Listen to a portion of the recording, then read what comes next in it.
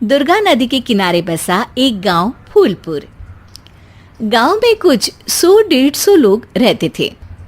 अंजलि, जो कि पास ही के जिले में रहती थी और 12वीं पास कर चुकी थी, उसके पिताजी ने बेटी को जल्दी विदा करने के लिए उसकी शादी फूलपुर गांव के मुकेश से करवा दी थी।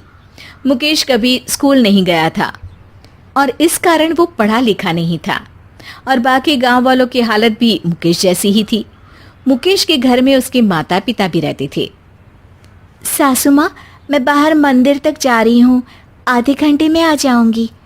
अरे अभी कहीं जाने की जरूरत नहीं है, चुपचाप जाके रसोई में रात के खाने की तैयारी करो। और ये घूंघट क्यों हटा लिया है तुमने? क्या पता नहीं कि इस गांव में औरतें बिना घूंघट के नहीं रहती? रात में अंजलि छत पर जाकर अपनी मम्मी से बात कर रही होती है। तभी गांव की 3-4 औरतें उसे देख लेती है और दरवाजे पर आकर उसकी सास से शिकायत करने लगती है। और क्या हुआ? अरे छत पे तो देखो, आपकी बहू मटक मटक के किसी से फोन पर बात कर रही है। दिन भर फोन पे लगी रहती है। अरे कल तो मंदिर के पास वो क्या कहते हैं, सेल्फी ले रही थी। शहर की बहू रखना अच्छा शान की बात है, पर देखना इसके लक्षण से ये तो तुम्हारे परिवार को बदनाम ना कर दे। ये पहली बार नहीं था जब सास से गांव के लोगों ने अंजलि की बुराई या शिकायत नहीं की हो। अब तो ये रोज की बात थी। अंजलि ये सब सुन लेती है। जब वो नीचे जाती है तो मुकेश भी वहां आ जाता है। सास कहती है, बेटा, लोग घर आकर शिकायत करने लगे हैं बहू के कामों की, देख लो। पति हो, संयम से रखो इसे। माँ जी, मैं तो अपनी माँ से बात कर रही थी, क्योंकि यहाँ कोई बात करने लायक ही नहीं है और अब मैं माँ के पास ही रहूंगी। वहाँ क्या रहना, वहाँ बाहर के लोग तो ठीक है, पर घर के लोग भी इज्जत ना दे सके। अरे नहीं नहीं अंजलि, ऐसा नहीं है, धीरे धीरे सब ठीक हो जाएगा, तुम फिक्र ना करो। अरे बस कुछ बोलना ही नहीं है, सर पे चढ़ा रखा है बहू को। सास मुकेश की नरम बात सुन के वहां से मुंह चढ़ाकर चली जाती है। मैं तो कहती हूँ हम दोनों शहर चले जाते हैं। मैं पढ़ी लिखी हूँ, मुझे वहाँ नौकरी भी मिल जाएगी और थोड़े दिनों में आप भी वहाँ कुछ काम ढूंढ लेना। अरे नहीं नहीं अंजलि, हम यहाँ ना गांव का खेत, माँ पिताजी को छोड़कर शहर नहीं जा सकते।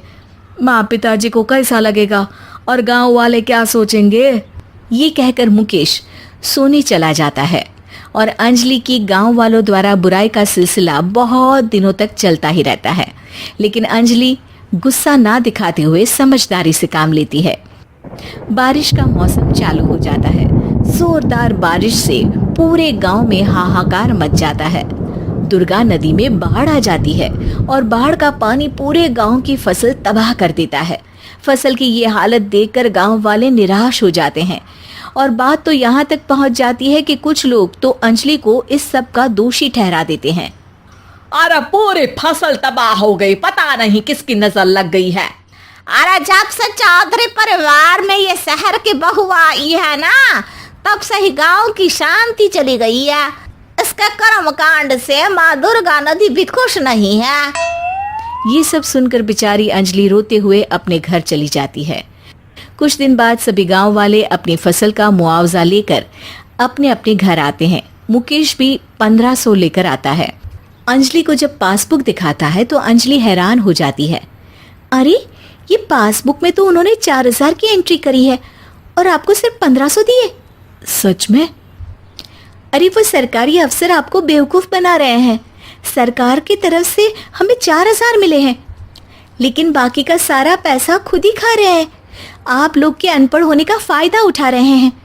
ये सब सुनकर मुकेश परेशान हो जाता है, लेकिन अंजलि उसे हिम्मत से काम लेने को कहती है और सुबह होते ही मुकेश को पंचायत कार्यालय ले जाती है और साथ में गांव के और लोगों को भी। आप सरकारी बाबू क्या गांव के लोगों को बेवकूफ समझते हैं? आपको क्या लगता है ये पढ़े लिखे नहीं है तो आप कुछ भी मनमानी करेंगे? ये बेचारे दिन रात इतनी मेहनत करते हैं, ये हमारे अन्नदाता हैं और आप इनके साथ ऐसा धोखा करते हैं। अरे क्या बके जा रही है ये लड़की, किस धोखे की बात कर रही है?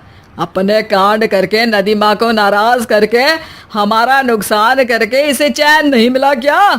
सरपंच जी, इन सरकारी बाबू ने मुझे बेवकूफ बनाया है और मेरे हिस्से के पैसे खुद चट कर गए। बस ये सुनते ही सरपंच वहां से दुम दबाकर भाग जाता है। पता चलता है कि जनपद अधिकारियों ने गांव के सरपंच के साथ मिलकर सबके साथ धोखा किया है। सब लोगों का विरोध शुरू हो जाता है और आखिर में अधिकारी सब गांव वालों के हिस्सों के बचे हुए पैसे उन्हें लौटा देते हैं और कई दिन तक सरपंच गांव में लौटता ही नहीं। अंजलि, तुम नहीं होती तो हम गांव वालों को तो पता ही नहीं चलता कि ये हमें हर बार बेवकूफ बनाते हैं। हाँ हाँ अंजलि बेटी, हमें माफ कर दो। हम सब तुम्हें बुरा भला कहते रहे, लेकिन तुमने ही आज हमें बेवकूफ बनाने से बचाया है। हमें तुम पर गर्व है बेटी। अब समझ आया कि सरपंच तुमसे नहीं, तुम्हारे पढ़े लिखे होने से नफरत करता था। क्यों ना इस बार हम अंजलि को ही सरपंच पद के लिए चुन ले? क्या कहते हो गांव वालों? पढ़ी लिखी सरपंच। बस पूरा गांव अंजलि के लिए ताली बजाता है और अंजलि की सास उसे खुशी से गले लगा लेती है।